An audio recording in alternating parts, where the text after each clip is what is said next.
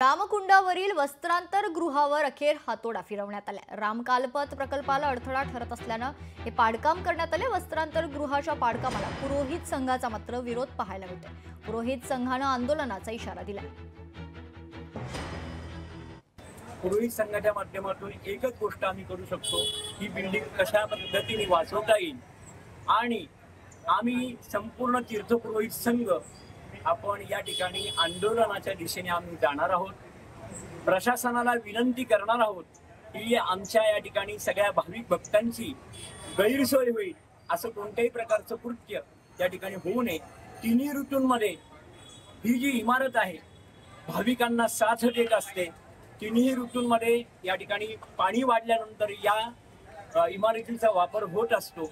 म्हणून या ठिकाणी आपण ही इमारत कशी वाचेल असं प्रशासनाने आम्हाला सहाय्यता करावी।